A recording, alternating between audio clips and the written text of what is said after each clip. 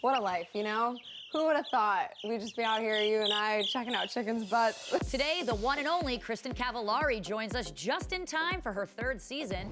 Alana and Antonio from Netflix's The Circle break down all that juicy drama. I'm freaking out, guys. And investigative journalist Dometi Pongo tells us about true life crime. People die so young, so often before their time. This is your reality check. Moment of silence. Moment going. Next.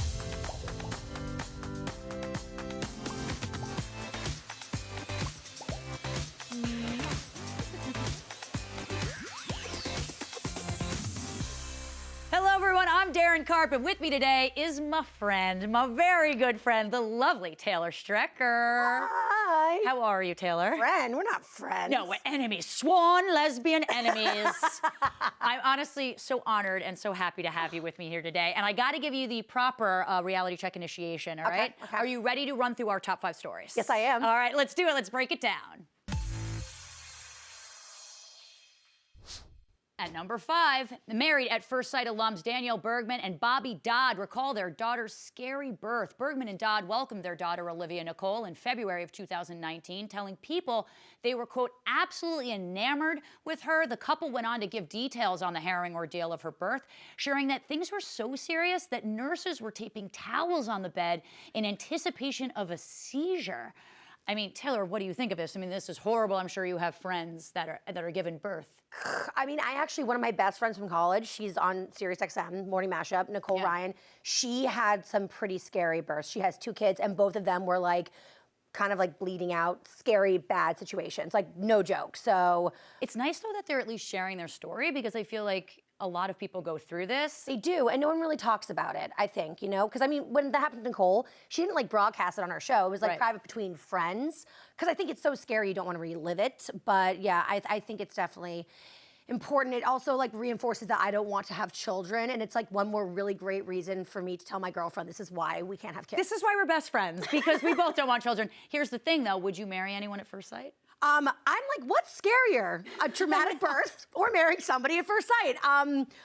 No, I mean, kids are way scarier. So. Yeah, no, we'll do the first sight thing. Then we'll do the first sight thing. At number 4, it looks like there's trouble in paradise. Dancing with the Stars alum Julianne Hough and husband Brooks Lake have hit a rough patch in their marriage. A source told People they've been having problems for months. She's very independent and a free spirit, and that's been tough for Brooks and their marriage. Many fans noticed that Julianne was missing her wedding ring while hosting NBC's New Year's Eve, but it doesn't appear like they've given up on their relationship. Another insider says that while the couple are going through some turmoil, they haven't given up hope on their relationship. I mean, I am you know me, a very independent, free spirit, free bird. I mean, do you think that this is cause for turmoil? And do you think not wearing your wedding ring is like blasphemy? Okay. I know this is shocking, but I'm gonna make this about myself. Oh, shocker, Taylor Strecker. Okay, so my girlfriend, Taylor, also Taylor, I know, so gay. Yeah, so gay. She met Julianne. Julianne? No, it's not J-Lo who? I don't even know her name. No, I'm being a bitch because she loved my Taylor and was like, you have to come do video for me. Here's my personal information. And then a week later, and at first I was like, this is so cool. We're gonna move to LA and we're gonna be like fame adjacent. Then it came out that she was bisexual. And I was like, oh, so you kiboshed it. Bitch, stay away from my girl. So to hear this, but then Tay was like, she's married, she's happy. But it's pause for concern. Okay, but your girlfriend is a free spirit and independent. Yes. Okay. And you're making me feel better. I'm just saying that, like, this would not be a cause for concern in your marriage. Like, you don't need to control Taylor, right? My girlfriend is going to run away with Julianne Hough. I mean, I'm here for it. We'll talk about it on Reality Check. At number 3, Whitney Way Thor is opening up. My big, fat, fabulous life star recently confided how much she weighs to her fiancé, Chase Severino. Whitney tells People, for many years in relationships, I believe that a man could only be interested interested in me despite of my weight. The reality star and advocate for body positivity says that anyone in a similar situation should be open about their feelings with their partner, saying, I encourage all women to be as honest and authentic with themselves as possible. I mean, I'm assuming you agree with this, right? Like, I saw this story a few days ago. I read people religiously. Good. And I was actually going to do it on my radio show because I was so moved by it. I just ran out of time, didn't get a chance to get to it yet, but I intend on doing it tomorrow, actually, because I'm inspired. Yeah. And the truth is, I could not tell my girlfriend even, because she's a girl, she doesn't know my weight. And my dad, over Christmas, we were talking, I was like, I need to lose weight. And he was like, what are you at? And I was like, I'm not telling you. And I'll tell you that I have a hemorrhoid right now. So I'm not shy. So your standard of what you're going to say is a little bit off, Taylor Strecker. Just a little touch. I'm just saying. I'm moving on from your hemorrhoid. I'm just saying. I'll share everything with you. But But not the your weight. one thing I don't want to say is my weight. And it makes me feel unempowered. So I was very inspired and moved by her moment. Well, maybe it will get you to say more about your weight and less about your hemorrhoids. At number 2, Prince is going to be honored at a star-studded Grammy tribute concert featuring huge stars like Alicia Keys, John Legend, Usher, and so many more. Titled Let's Go Crazy, the Grammy Salute to Prince will be performed on January 28th in Los Angeles with a televised air date in April.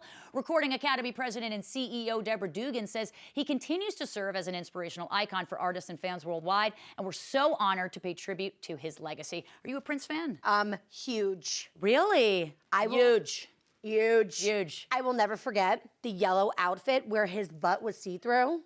Oh, I don't even know that. Girl, I believe it was 1991, and I think it was an MTV award show, and he turned around and his little tuchus. It was the VMAs. It was the VMAs. My producers are smarter than me. Yeah. But it was like iconic, and my mom, who I adore, is obsessed with him. So that kind of like transferred to me. I mean, he's like the greatest musician of all time, and you're Ever. talking about his outfit. Again, your standards for things, Taylor Strecker. I don't know. Have we met? And at number 1, Vivica A. Fox knows who she wants in the White House, and she's not shy about it. The Celebrity Apprentice alum tells people that she's endorsing Joe Biden, saying he's got that thing, and he's been there. She also states that her decision to endorse Joe Biden comes down to experience and respect. Fox joins other celebrities that have endorsed political candidates in recent weeks, including Judge Judy and Megan Rapinoe. Megan Rapinoe's my girl. She's our girl, of course. She's representing. What do you think about people maybe endorsing candidates, though, a little too soon? Do you think it's a bad thing? You know, you know me. I Yes. don't like to get political. Of course. It's just, I feel like it's too polarizing, especially now. So for people to jump on the bandwagon, I don't know. Honestly, I'm just rooting for anybody but the guy we have now. So Fair enough. I just want everyone to team up together. That's the other thing too. I'm like, no, get into a boardroom, make one decision together, and then all the celebrities should push on that candidate. So you would endorse me once I'm old enough to be president? Yes. Okay, gotcha. That's all I needed to say. We're going to splice that bit and play that. Taylor, thank you so much for helping me out with that. I really appreciate it. We got to take a quick break, and when we come back, we'll be getting into some unsolved true life crimes. Stay tuned.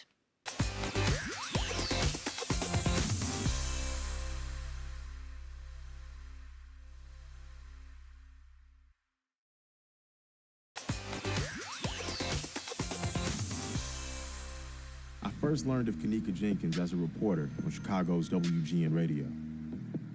Immediately, I felt a connection to her. Her story reminded me of why I made the change to journalism, to tackle the issues that profoundly affect the people of Chicago, and to be a voice for the voiceless. Welcome back. I'm so excited. I am joined by the very talented investigative journalist and host of the new MTV series, True Life Crime, Dometi Pongo. How are you? I'm well. How you doing? Good to finally meet you. Good to meet you. You're doing such good work. I love your show so much. I don't know if you realize this, but this is a special treat for me because you actually came on my show, MTV News Need to Know. Oh my God, in really? June of last year, but I wasn't there. I had a fill-in host, Taylor Ortega. Yes. Yes. And so this is a full circle moment. I mean, listen, so I I'm love honored to be Taylor. here. Oh, well, thank you so much. I love Taylor, but I would have, of course, loved to be with you. So we're going to do we'll try and round 2 for that. Yeah, yes, Well, we have to. in that clip we just watched, you talked about being connected to the case of Kanika Jenkins, which you investigated in the premiere episode. Can you talk a little bit more about this and that experience and why you felt so connected to her? What happened in my city? You know, Kanika was from the west side of Chicago. I come from the southeast side Side in Calumet City, and we come from similar neighborhoods where crime is far more prevalent than it should be. Yeah. And when something happens to a person of color, you know, because of damaged relationships between the community and the police, we don't often trust authorities when they say what happened. So when it came time to look into this case, I knew I had to, you know, question everything and assume nothing. And, you know, she looks like she could be my little sister. You know? I mean, she could be my best friend. Exactly. Like, that's the thing. She could be somebody we hang with. You Exactly. know what I mean? Like, this is somebody who is in our circle, and it's something that, you know, I used to go to hotel parties. You know, I used to kick it. I used to do things I shouldn't do with my friends, like getting drunk and, you know, just partying, and you don't expect it to end this way. And so it's like, you know, having this case and this opportunity to shed light on this is a privilege, because I'm hoping that we can learn some things from this to keep something like this from happening again. Amen. Well said. I mean, how do you decompress from some of these cases, though? I mean, I'm in the true crime world myself, and sometimes it's just like, it sits with you for a while, right? it sits with me for a very long time. I mean, Yeah. I donate to a lot of causes that I care about and trying to get these things happening, but it's frustrating because sometimes you feel like a case could be solved. Yeah, and you feel, you know, you feel like your hands are tied when you Yeah. can't get answers to certain questions. Like, even in the series, there's one question in particular that, you know, we didn't get the answer to. There was a toxicology report, and she had this medication for epilepsy in her system, and we say in the series, we still don't know how that medication that isn't a party drug, how that might have gotten in her system. So it kind of eats at you that you can't get that. You talk to everybody you possibly can. But in terms of decompressing, I actually watch a lot of reality TV. Like, that's my... Amen. Amen. So do I. After it's so heavy, you know, you sit down and you watch something that you don't have to think about, throw on Love and Hip Hop, and I just relax. Love Love and Hip Hop. Yeah, I talked to some of them. They're so cool. Oh, I know, I see them. I feel like a loser compared to those guys. They're so cool. Well, not everyone in the Twitterverse was convinced with the show's conclusion of Kanika's case. Do you think her death really was accidental? I do believe that, but I also understand. I actually had a Twitter chat before the show, and I said that, listen, the Black Americans' experience in this country was a conspiracy, right? Like, we came here through, the conspiracy was to find a way to profit from Black labor for free.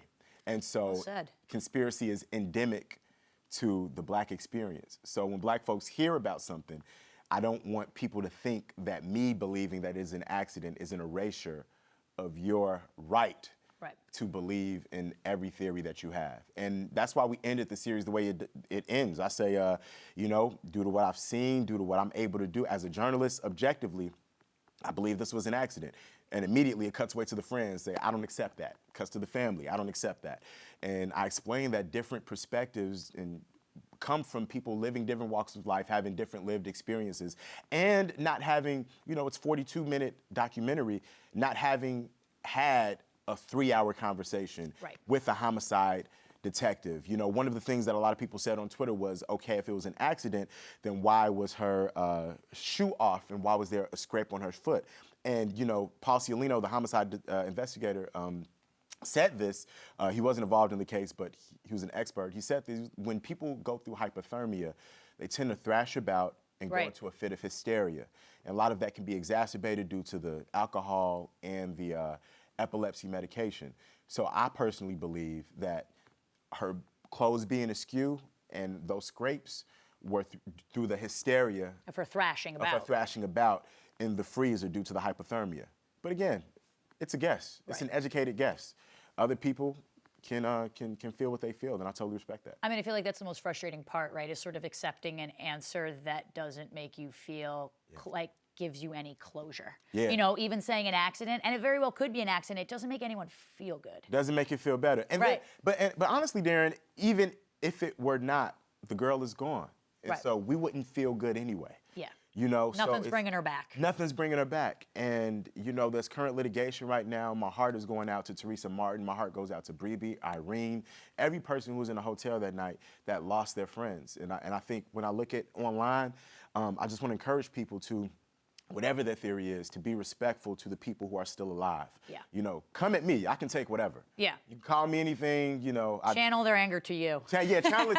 Call me whatever. I'm just going to mute you. Yeah, right. Like, you know, there is a mute button. Let us not forget. Thank God for the mute button. Yeah. But in terms of, I'm very adamant about, in terms of Irene, Bree, everyone who's in the hotel that night, every friend who still lives in Chicago and has to walk those streets, be very mindful of the fact that, you know, you get to turn the TV off. This is their lives. They don't. Right. So, this is an active emotion. It's happening all the time. All the It's a time. real life for them. You know? Yeah, it's like as mad as you are about, you know, this death as a distance, how much more so when you grew up with this girl and watched her go through this. So yeah, please be respectful. Well, the epilogue was extremely chilling, learning that Kanika's uncle and the journalist Zach were killed after filming Wrapped. How does that even make you feel? Like, what went through your mind when you found out? What's going on there? This is what's so sad about living in Chicago. You see it too often, you know.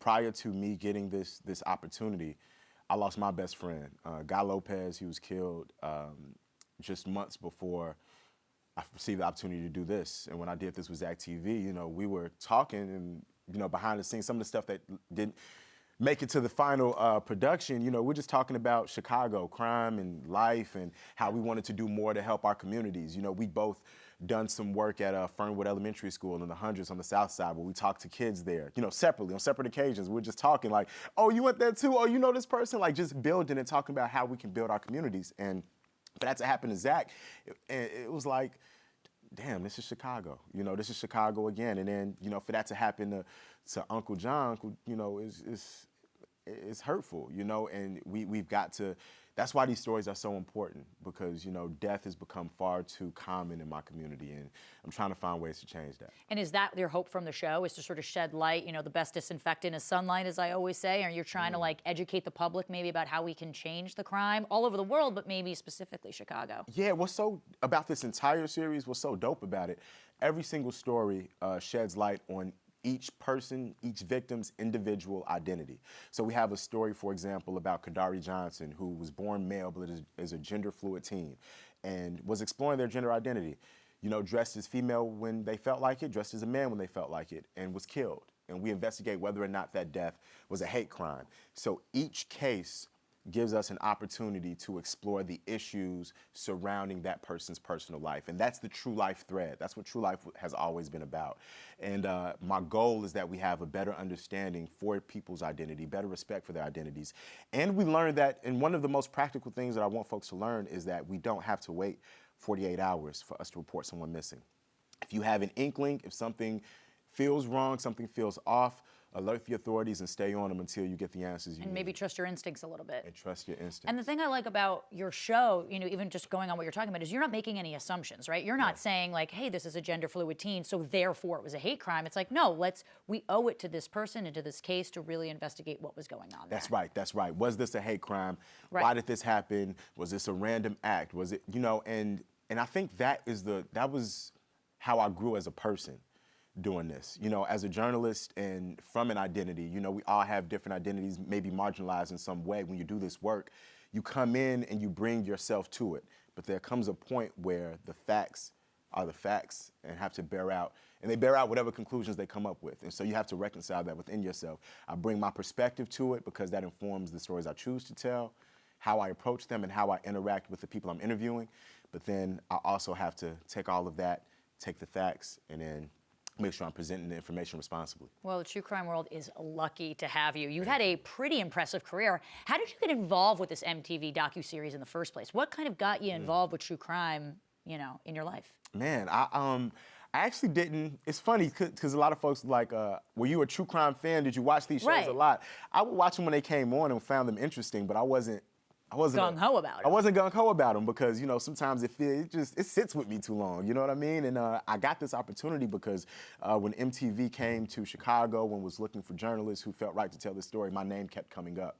I was working at WGN Radio as an anchor at the time and had come from Black-owned station WVON and had done reporting in the community for so long, but also had this unique experience working with extremely talented mainstream journalists who had resources and could pour into me and taught me different tips and tricks. And I built so many relationships in the city.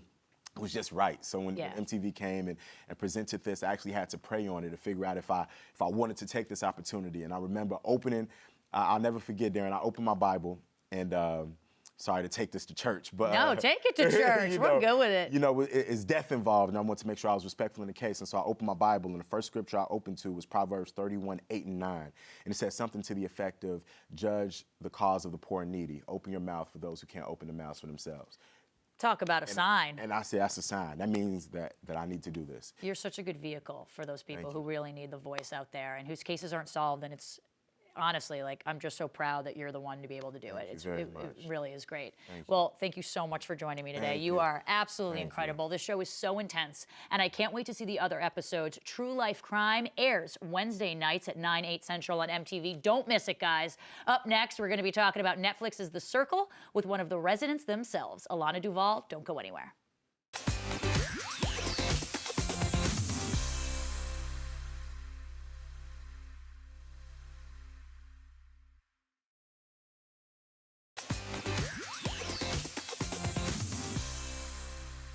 The player we decided to block is... Are they talking about Chris? Are they talking about me? Oh my God! Whoa! Yeah! Holy shit! Oh man, Shuby, welcome back to the show. With me now, all the way from LA, is The Circle's former resident model, Alana Duval. How are you, Alana? Hi, I'm doing great. Thank you so much for having me. I'm so excited to be here. Well, we got to dive right in. Honestly, this is one of my favorite shows right now. How frustrating was it getting blocked for you, especially considering that it was by people who knew absolutely nothing about you? I mean, I felt it coming. I'm very weird about things like that. My intuition is just so strong. And in my bones, I was like, it's going to be my name. And I was like, let me try not to manifest this.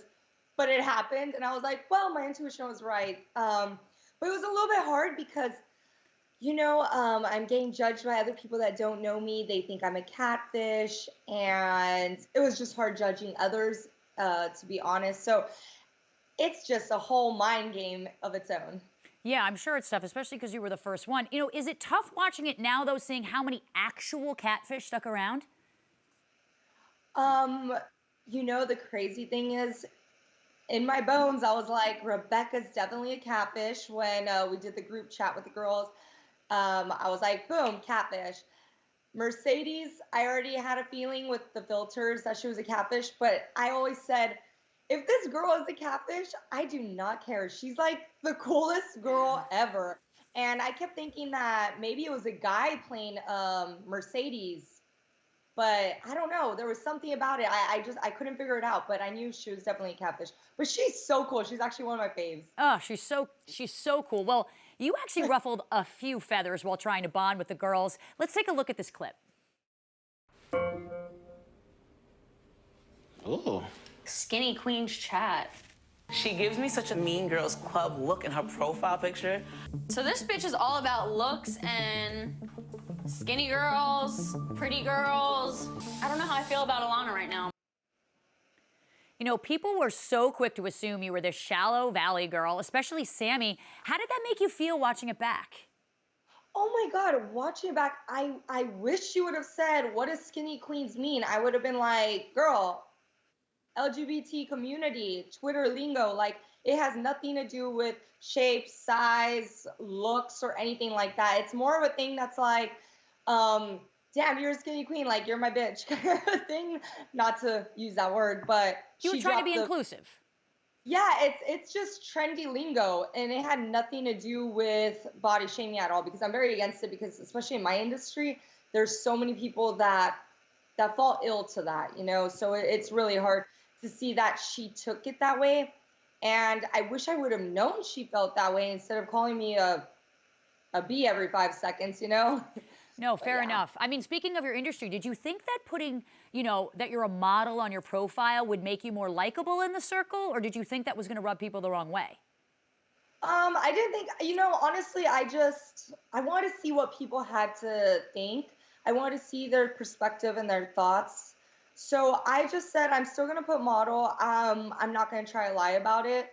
I know a few people said, why didn't you put what you were going to school for? I was going to school actually to be a doctor. I wanted to be a physical therapist.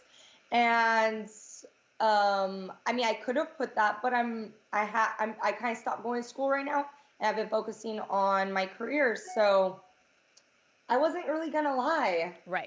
I'm not good at it. You were just trying to be yourself. Yeah. Well, you and buddy Joey had a connection going on. Were you bummed that you didn't get to explore that a little bit more? You know, I get so nervous about guys. So I kind of liked doing this show because I was like, oh, I don't have to meet anybody in person. So I know nobody's gonna try to like be all huggy or too close to me, you know, like when it comes to guys. But I do wish I could have talked to him more on the show, because outside of the show, we are such great friends. Like, we talk all the time. He randomly FaceTimes me, and I'll be like, stop randomly FaceTiming me. Like, I'm not even ready for this. I just woke up. Hold on a second, because he was going 90 on the highway for you. Is he still trying to pursue you? He always tells me, I think you're the most beautiful girl in the circle. And, you know, he goes, and he still tells me to this day, like, I really wish I could have talked to you so much more. And he goes, it made me so mad when you left that Sammy and Antonio did that to you. And he goes, I hope you saw that when I went in on Antonio. And I was like, oh, you did, but I was like, you didn't have to be so mean. Would you ever hook up with him? I don't know. I'm not that type of person. I have to date somebody. I have to really look into their soul. And he's a very genuine guy, so sweet. Like, he's so sweet. Whenever I have a problem or this or that, we always talk. So we have a really good, strong friendship. I don't know if it would ever become that, though. Well, I still love that you guys are friends, and he was so pissed that you didn't come to see him when we got the chance to when you leave. Why did you choose to visit Sammy? You know, it was really a thing where I really wanted to see Antonio, to be honest. But I landed up seeing Sammy instead of let's just say Joey, because I was so scared. I was like, what if Joey tries to kiss me? I was like, I'm not ready for that. I might just like run out of the room.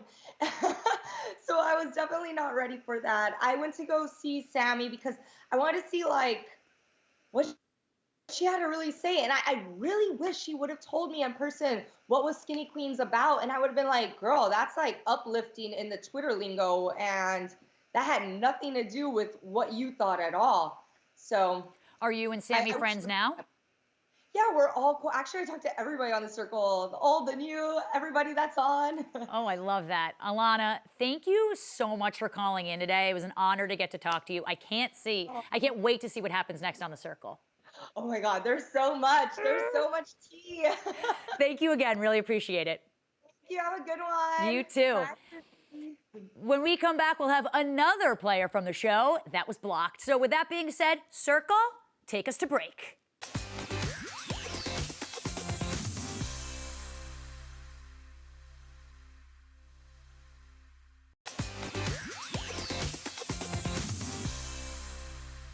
The player we've decided to block is... Please, not me. I'm chopped liver here. She's like, don't.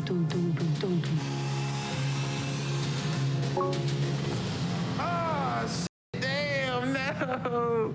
Antonio! Ah! Oh, man, Joey's reaction. Welcome back to the show. You know, we got to keep a player here, too. So joining us via Skype is Antonio from the Circle. Antonio, how are you? Hey, what's going on? So bummed that you were eliminated, but what does it mean to keep it player? Am I keeping it player? Ooh, keeping it player. Keeping it player is basically, you know, playing life by your own rules, you know, playing it by, you know, your way and no one else's way. You know, that's basically what keeping it player is, you know. Now, originally, you know, the first week you were rated very highly. You got to be the influencer, and you didn't want that because you thought you were going to be a target. So, Antonio, be honest. Did you think that you were going to be the one getting blocked? You kind of had what felt like an inclination about that. Ooh. You know, the day I got blocked, I played a game on my basketball court, and I told myself, if I make this shot, I'm safe. If I miss it, I'm off. And I missed the shot. So, you know, I was very superstitious, and I kind of had a feeling I was going home, especially after being the influencer. Yeah, absolutely. I mean, listen, superstitious sports guy, I get it. How did you feel when you realized that Shuby, my boy Shuby, didn't have your back? Shuby. He's just so adorable and genuine. You just can't get mad at him. You know, I just can't be mad. I want to be mad, but I can't. You know, I thought he had my back, but I just can't be mad at him. Ever since he put that second picture up of him in that suit, I just fell in love with him. He's so cute. I love him. Well, we were so adorable. So adorable. We were so sad to see you go, but you did get a chance to visit one last person in the house. My favorite clip from the show. Let's take a look at that. So why are you catfishing? Would you have talked to me if I looked like this on my default? Ooh, that's a good one. I did a catfish because all my life I've been judged. Like, I'm not ugly, but I'm not feminine. So it's really the fact of just showing the world you can't judge a book by its cover. You know, for a reality show about social media, that was such a real moment between you and Mercedes, AKA Karen. What was going through your mind about that? It was such a vulnerable thing for her to say. What did you think of what she said? I feel like what Karen said is like 100% right. You know, in today's time, we're so used to just looking at someone's pictures and just judging people just how they look or what they wear or what car they drive. And she was 100% right. You know, you can't judge a book by its cover. You have to, you know, dig deeper and really get to know people. Now, did you think that Mercedes, AKA Karen, was a catfish, especially after getting to know her? Honestly, after the first picture, I kind of had a hint that she was a catfish, but I gave her the benefit of the doubt because she was talking to me a lot. And, you know, I thought she was real, but come to find out it was Karen behind the whole thing. So funny. You guys had like, yeah, pretty strong flirtation, I'd say, from the start. Did your girlfriend get mad at all about you visiting who you thought was Mercedes? No, my girlfriend's fine. She knows the game. She keeps it player too, you know. She knows that it was just a show. We was trying to win the money, you know. She's a good sport at this, so you know she was fine. I'd take her on a few dates when I got home. Did she judge you for your game? Was she like, babe, your flirting game is off? Did she give you some tips and critique you? Yeah, she had to give me some tips. She had to show me how it's supposed to be done, you know. she gave me a lot of tips, trust me. I love that. Now, before you actually departed the Circle compound, you left everyone what I think is a shady message. Let's take a look at it. Yo, what's going on, everyone? It's Antonio. Obviously, I'm not a catfish. Oh! But I did meet with someone, and all I can say is things are not what they seem, and people are not who they appear to be. Antonio dropping bombs and then walking away. What were your intentions of leaving that message? Oh, I had to get Mercedes back. I had to get her back. She put the I'm a catfish vibe in the air. So, you know, I had to leave, you know, a bomb. You know, I play sports, so, you know, I have to leave, you know, just my footprint in the game. Hey, man, you left like a player. Now, who do you want to win the Circle? Who do I want to win? It has to still be Shuby. You know, he's just so adorable. He's so genuine, so nice. It has to be Shuby. He has to win. It's hard to root against Shuby, I will say that. Like, even if he's not your number one, like, you still wouldn't be mad if he wins. Exactly. Now, listen, I know you're in a committed relationship for a few years now, but I have to ask you, you know, what attracted you to the show? The show is just different. You know, it's not like every reality show where it's drama-filled and everyone's fighting and guys are kissing girls. And, you know, it's not like that. You know, there was no compromising of your integrity. It was mainly just, you know, some online flirting, some, you know, and just to win some money. It was very, very different. It's very, very cool. It was very, very dope. And it just attracted me. It is such a good twist to it. Now, we had Alana on earlier, and I just wanted to know if you learned anything maybe about social media from your experience. Yeah, I definitely did learn a lot about social media in my experience. Basically, I feel like me and Alana might have been the first ones to get voted off because we might have looked the most popular. You know, a model basketball player, you know, they kind of would, you know, played against us in a way. So I learned, you know, just I guess in that realm of things, you had to not be yourself, but you had to be yourself. It's very complicated. Well, before I let you go, I just want to take a look at the preview for next week's episode. Let's take a look. The truth is, the photos that I am using are not mine. Oh! Well, who the hell are they? Here is a photo of the real me. What? Get ready to meet face to face.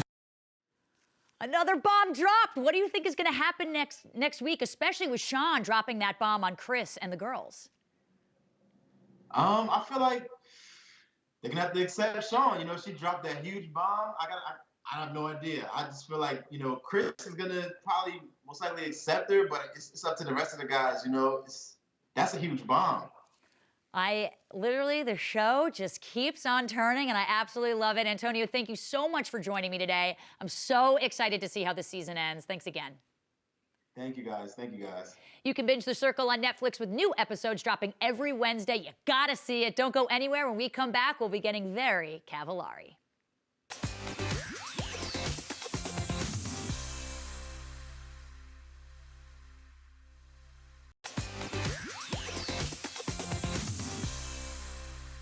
What a life, you know? Who would have thought we'd just be out here, you and I, checking out chickens' butts?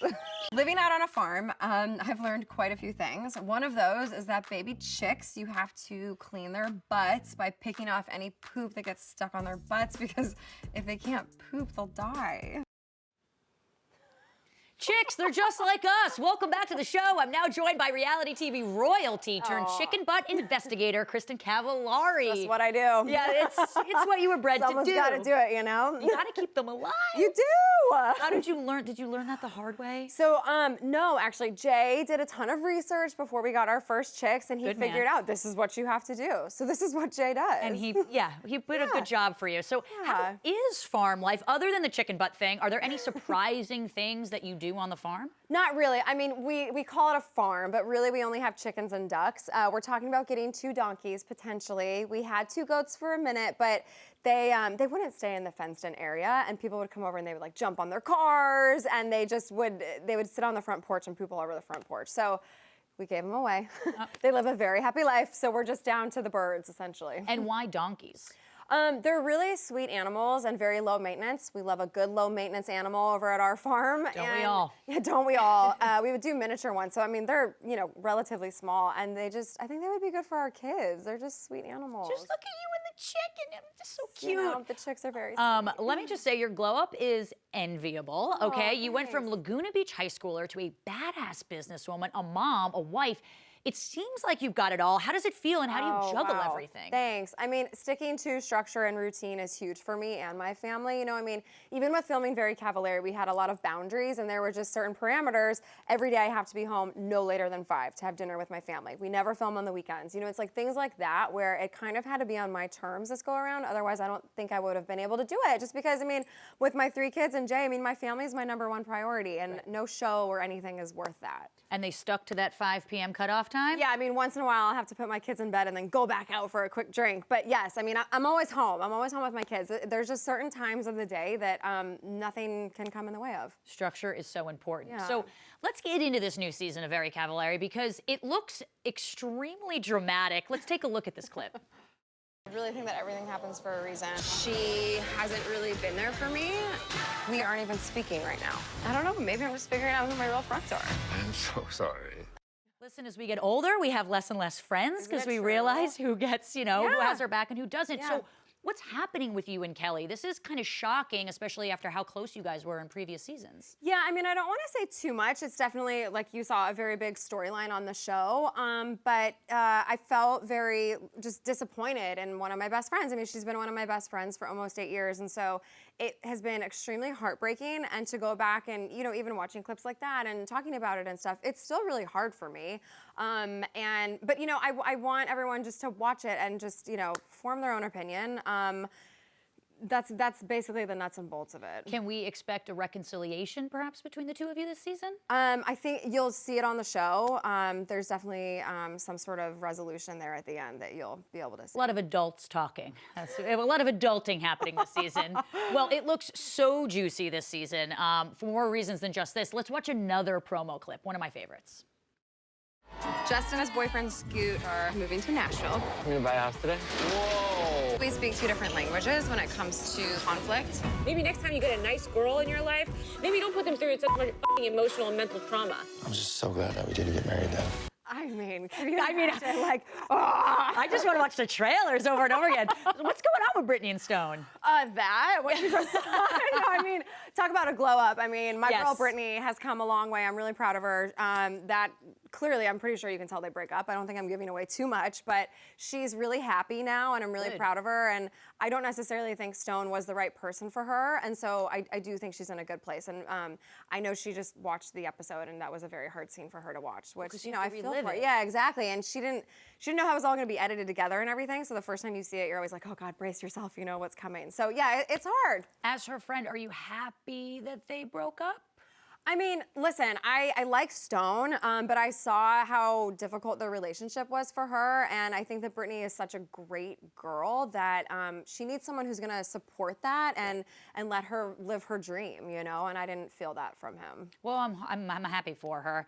On a happier note, though, how excited are you that there seems to be migration from LA to Nashville? Is this a trend you think is gonna continue? I do. I mean, Nashville's a hot spot right now. Amen to that. Yeah, and for good reason. But yes, Justin, he's actually been coloring my hair since I was 18. He's one of my best friends. They just bought a house, and I could not be happier that he's living in Nashville, and he loves it. He loves it. He goes back to LA every few weeks to do his, big clients, but he's really happy in Nashville, and a lot of people are coming there. I mean, it's a beautiful, beautiful city with great food. A lot going on. I loved watching that release clip of Jay taking your LA boys out for Nashville hot chicken. Yeah. That was pretty good. Absolutely a fan. Did they all like the hot chicken? I mean, they seem to be sweating a little bit. They couldn't talk at the end because their mouths were on fire. They're sweating profusely. I think I had FaceTime Jay at one point. He was like, I can't even talk to you right now. These are like huge buff men, and they cannot handle it. No, it's so great. I love it. Oh, it's so good. I think they got the mild version too. Was this how you reacted to hot chicken when you first moved to Nashville? So I'm not gonna lie to you. I've actually never had it. And I know it's like one of those things, I'll make like a homemade version of it, but I gotta get out there. I gotta go. You have to. I know. You're breaking Nashville's I'm heart here, not proud of Kristen. it. I'm not proud of it. I wanted to be in that scene. They wouldn't let me. Oh man. Well, what else can we expect from this new season? So much stuff. Yeah, it's just that. It's emotional, and it's emotional for different reasons. I mean, obviously, the Kelly stuff. Later in the season, I get to go to Italy and meet ancestors that I didn't even know existed. Wow. So emotional, but for very different reasons. You get to see me opening up my second store in Chicago, and so thanks. It's a fun, good season. I'm excited about it. How often do you go to Chicago from Nashville? Not that often, to be honest. I'm gonna go in February. Jay and I are gonna do a little event there, a little Q&A on Valentine's Day, actually. Oh, so cute. Putting him to work. Yeah, of course. Well, not just chicken butts. Yeah. He designed a bracelet for Uncommon James, so a men's bracelet. So I'm like, all right, you got to put in some time now. I'm gonna make you do some appearances. Jay Cutler has all the talent between the two of you. I mean, I'm so annoyed. Well, we have to go to break. Catch Very Cavallari tonight at 9/8 Central on E to see how the drama unfolds. But don't go anywhere. Kristen's hanging around to close out today's show, and we have a little surprise for her too. Stay tuned.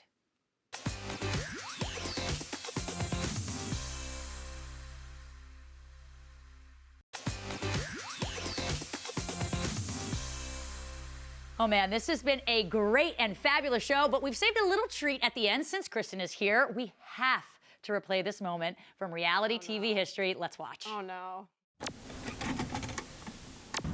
Do you hear that? In this 2004 episode of Laguna Beach, Kristen Cavallari thinks she's on her way to getting her dad to buy her a new car, but instead winds up overheating in SoCal traffic. I'm so happy! Turns out it was Kristen's fault for forgetting to change the oil, and Mr. Cavallari decided not to buy her that new car after all. My car is donezo! 15 years later, Dunzo remains one of the great moments in reality history, and a pretty cool t-shirt. God. Hey, you made it a thing, though. Do you know how to trademark it back in the day? Do you know how to change the oil in your car now? So I do now. Here in my defense, my dad never told me I had to change the oil in my car. How am I supposed to know these things? Come on, Dad. I blame the dad, too. Come on. My car is donezo. Do you have road rage? From time to time. Well, Nashville traffic is better than LA traffic. 100%. I'm very tame in Nashville. We're cool. No, you're donezo in I'm Nashville. donezo. Well, Kristen, thank you so much for joining us. You are amazing. And a big thanks to our other wonderful guests, Dometi, Pongo, Alana, and Antonio. What an incredible show. Reality Check streams Monday through Thursday on Twitter at 4:30 p.m. Eastern. Make sure you're following @People so you don't miss a thing. I'm Daryn Carp. And I'm Kristen Cavallari. And that was your reality check.